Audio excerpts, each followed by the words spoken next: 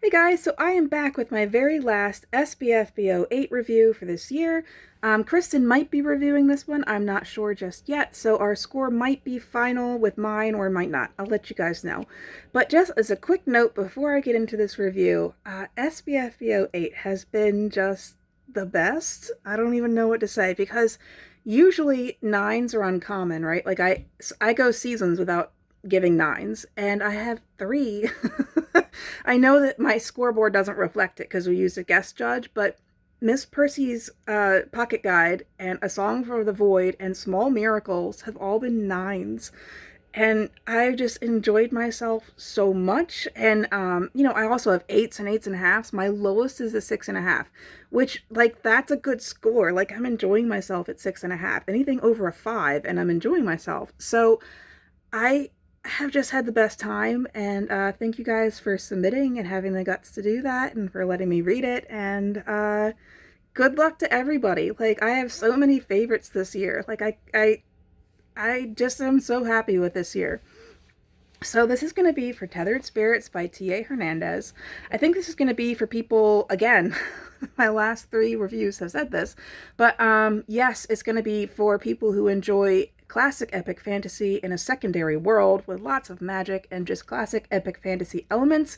So in this one we have, like talking dragons and spirits and haunted castles and curses and wizards and robes and, magic books and just, everything you would associate with classic epic fantasy.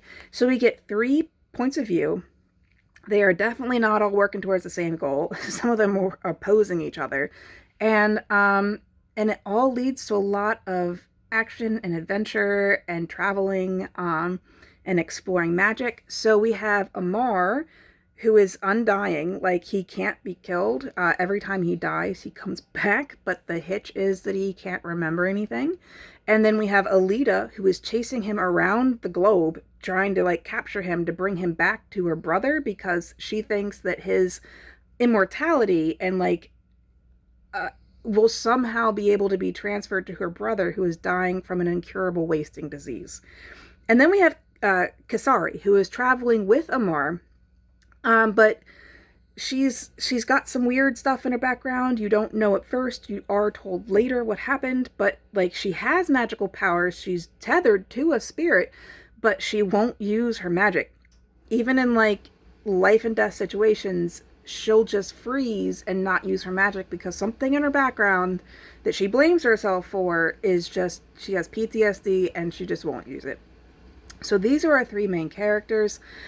I never warmed up to Alita. I'm not sure you're supposed to. So she has honorable intentions. She's trying to help her brother who is dying. And I think something that was done well here is you do, with the character, go back and meet her brother. So it's not just this faceless character who never gets page time. You do meet him. You understand why she's doing what she's doing.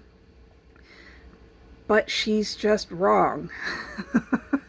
Right? Like she's torturing people to try to get to Amar. She's making a lot of very immoral decision making, and you could say that she's being highly influenced by the spirit she's tethered to. Like it's almost like she's tied to like a little devil on her shoulder. Like anytime she goes to do something, like the right thing, this entity she's tied to, Valkyrie or something like that, this talking dragon like sits on her shoulder, basically goes and tells her to do what the reader knows is the wrong thing to do.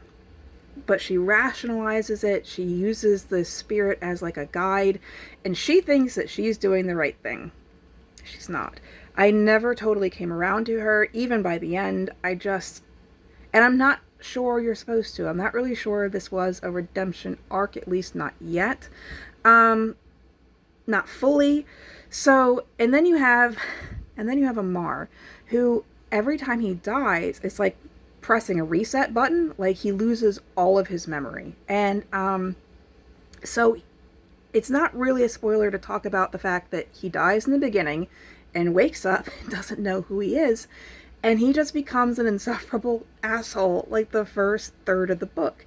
And like, again, I understand why he's being so standoffish. He doesn't trust anybody. He has no memory of his life. He doesn't know where he is. He doesn't believe at first that he was just killed. He does eventually come around to the fact that, yes, he's come back from the dead, and yes, he's lost his memory, but he just doesn't want to be friends with his friends, and he's just an asshole about it. Like, he didn't have to be so mean and so standoffish. So he was really hard to like at first. He does come around, and as he regains himself and his memories and all that kind of stuff, he becomes better. Like, I liked him by the end. And then we have Kasari, who I just didn't feel strongly one way or the other. Kasari, for me, she did resonate with me later on, not so much in the beginning. Like, once I understood her backstory, like, telling me someone has a tragic backstory doesn't do a whole lot. Once I learned what it was, I was a little more taken in with her. And she does grow. Like, once she confronts her past, she does start to grow and become a more formidable, memorable character, because at the beginning, she's just this broken person who almost loses, like, herself and her personality. She's just so stuck in the past and so worried that she's going to do something terrible again that she doesn't do anything. And so you have these three characters throughout the book, and they're all doing their own thing. There is a lot of travel time. So Amar is trying to figure out why he is the way he is, and that takes him from one wizard and witch to the next across, the continent and the globe. And so you have Alita following him and kicking in the door of everybody he's been to. And so, you start to like her less and less because she's hurting people who you've seen have page time and kind of enjoy. And so, like, she just becomes more and more villainous as Amar becomes less and less so. Like, the more likable Amar becomes, at the same time, she's becoming less likable. And I found all of that pretty compelling. I read through this in a day or two on my second go around because I was already familiar with everything. There's a lot of world building here. It was all pretty straightforward though.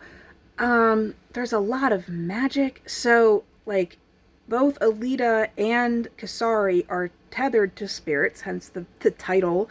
And through that, one, you lose half of your lifespan, but two, you gain, like, a whole lot of magical powers.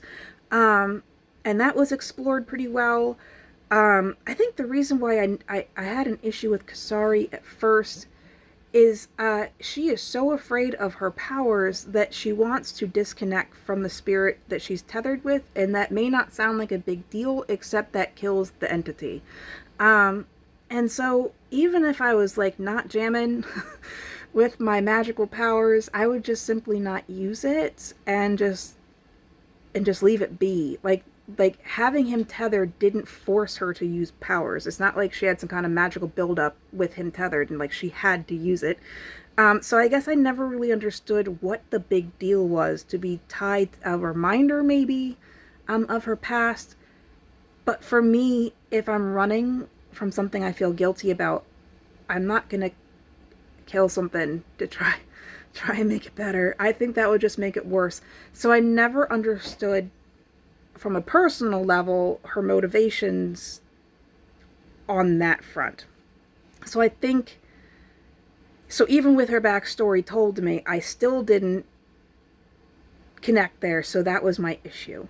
I really liked Amar by the end, and I do want to read more about where this is going, because by the end, things really ramped up as everything was revealed.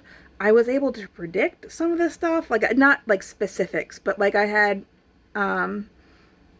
suspicions about things. I'm like, that's not right, that's a little suspicious, why is she so intent on doing this or that? And I was able to predict some things.